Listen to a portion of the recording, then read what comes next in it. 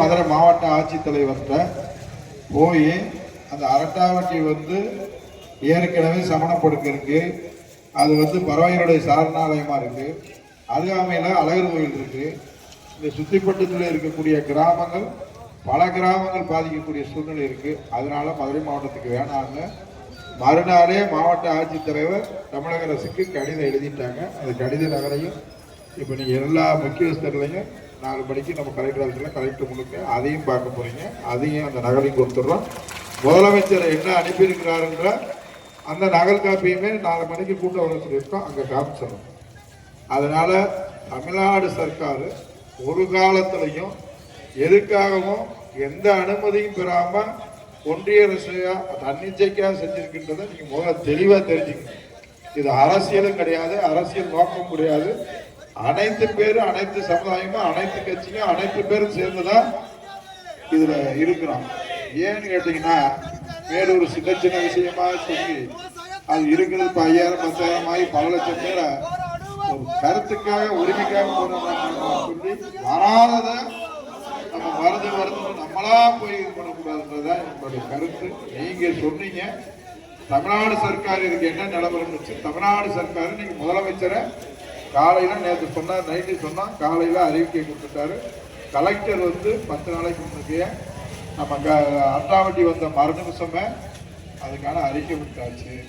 வேற என்ன செய்யறது? சட்டமன்றம் 9ஆம் தேதி நடக்கிற போது ஒட்டுமொத்தமா நீங்க சொல்ற தீர்மானத்தை நிறைவேற்றுறதுக்கு எம்எல்ஏவை அவருடைய மேலூர் எம்எல்ஏவை நீங்க மனு போட்டுப்பா, நானும் சேர்ந்து முதலமைச்சர் சொல்லி அதை நிறைவேற்ற சொல்லியாச்சு. வேற என்ன செய்யணும்னு நினைக்கிறீங்க? இல்ல வேற என்ன செய்யணும்னு நம்ம மக்கள் சொல்றீங்கன்னா அதை அப்படியே செய்யணும். இல்ல சட்டம் அதுல எந்த மாற்றமும் இல்லையே. இன்னைக்கு தெளிவாவே முதலமைச்சர் சொல்லியிருக்கிறாரு, எல்லாத்திலையும் அறிக்கை விட்டுருக்கிறாரு. இன்னைக்கு சொல்றதுக்கு முன்னுக்கு அவருடைய இதை 10 நாளைக்கு முன்னுக்கு நம்ம உட்கார்ந்து பேசும்போது கிராம சபை கூட்டத்திலேயே இது மேல இதுக்கான முயற்சியை எடுத்தாலும் அவங்க ஆய்வே மேற்கொள்ளக்கூடாது, அதுக்கே அனுமதிக்க மாட்டோம்னு சொல்லியிருக்கோம். நீ அடுத்துல அவன் கட்டடம் கட்டுறதுக்கு அவன் பில்டிங் நீ ஆய்வுக்கே எங்க ஊருக்குள்ள வரக்கூடாதுன்றதுல கிராம முறை சொல்லிட்டு அந்த ஆய்வு கூடத்துக்கு வரக்கூடாதுன்ற தீர்மானத்தவே நம்ம ஒட்டுமொத்தமா அதை நிறைவேற்றிருக்கோம். வேளாண்மண்ட அறிவிக்கிறதுலாம் இல்லைங்க, அது நீங்க தனிப்பட்ட முறையில் கேட்டுங்க. நாங்க சொல்றது இந்த டங்ஸ்டன் இது ஒருபோதும் மேலூர் மண்ணுக்கு வரக்கூடாது, வர முடியாது. அதுல அவன் ஆய்வுன்றப்ப அன்னைக்கு விஷயம் தெரியாம சில பேர் பண்ணியிருக்கலாம். இனிமேல் எக்காலத்தை கொண்டும் அந்த ஆய்வுக்கு நம்ம ஒரு காலத்திலே அனுமதிக்க மாட்டோம்ன்றத முதலமைச்சர் சொல்லிட்டாரு. மாவட்ட நிர்வாகம் அறிவிச்சு அதையும் தாண்டி அனைத்து தரப்பு மக்களும் ஒருமித்த கருத்தோடு இருக்கணும். இதுல அரசியல் பண்ணுவதற்கோ எந்த விதமான அண்ணன் நிற்கிறாரு தந்தை நிற்கிறாரு எல்லாருமே ஒட்டுமொத்தமான முடிவுகள் இருக்கும். அதனால இது ஒரு காலத்திலையும் ஏதோ தயவு செய்து இன்னைக்கு விவசாய சங்கம் செய்யறோம், வணிகர் சேகரம் செய்யறோம், நாளைக்கு இது செய்யறதுலாம் நமக்கு தேவையில்லை. ஒட்டுமொத்தமா நீங்க சொன்னீங்கன்னா பல லட்சம் பேர் கலந்து இருக்கு சொல்றதுக்கு ரெடியா தான் இருக்கு. ஆனப்போது எல்லாருக்கும் ஆனா இது ஒரு முடிவெடுத்து இன்னைக்கு தமிழ்நாடு சர்க்காரு அதை அனுமதிக்க முடியாதுன்னு ஒரு வாரத்தில் சொல்லிடுச்சு. இப்போ அன்னை சட்டமன்றம் நடக்கிறப்ப இதுக்கு எங்களுக்கு அந்த தீர்மானத்தை போட சொல்றாங்க. அதையும் முதலமைச்சருடைய கவனத்துக்கு கட்டாயம் கொண்டு போகிறோம். சட்டமன்ற உறுப்பினர் இப்போ நாங்கள் வரையில பேசிட்டு இருந்தோம். அப்போ நீயும் வா, உங்கள் கட்சி தலைவர் நான் எல்லாத்துக்கும் பேசுவோம், எல்லாருமா பேசி ஒரு மனதாக இந்த தீர்மானத்தை நிறைவேற்றுறதுக்கு எல்லாம் முடிவு பண்ணி செய்வோம்னு சொல்லியாச்சு. வேற என்ன அன்னை சொல்லணும்னு சொல்லுங்க, நீங்க சொல்றாங்க கொடுக்கும்போது தான் நிறைவேற்றணும்.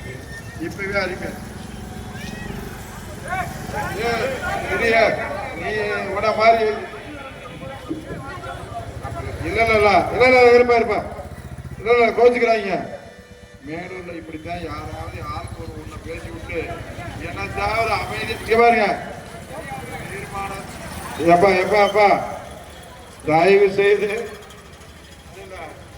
யாராவது 1-2 பேர் நான் நிறைவேற்றலைன்னா அதுதான் நிறைவேற்றியாச்சு. அப்புறம் நிறைவேற்றலைன்னா என்ன அர்த்தம்? நிறைவேற்றியாச்சு. நம்ம யாரும் ஒன்றும் இல்லை, நீங்க எடுக்கிற முடிவுக்கு 100% அரசு உறுதுணையா இருக்கும். வேற என்ன சொல்றீங்க? மேலூர் மக்கள் என்ன முடிவு எடுக்கிறீங்களோ அதுக்கு அரசு 100% உறுதுணையா இருக்கும். அது அந்த தொழிற்சாலை நம்ம மேலூருக்கு வர்றதுக்கான உத்தரவாதத்தை அரசு செய்ய சொல்லி அரசு மூலமா தான் நான் வந்திருக்கிறேன். அதுல ஒன்றும் மாற்று கருத்துல சொல்லியிருக்காங்க. சங்கத்து சார்பிலே இங்க இருக்கிறவங்க எல்லாம் 4 மணிக்கு கலெக்டர் கூப்பிட்டு விட்டுருக்காங்க. அங்க நீங்க தீர்மானத்தை பார்த்துக்க, இங்கேயும் வந்துக்கிறோம். எல்லாத்தையும் வச்சு சாயந்தரம் 4 மணிக்கு உங்க முடிவை தெரிஞ்சுக்கணும்.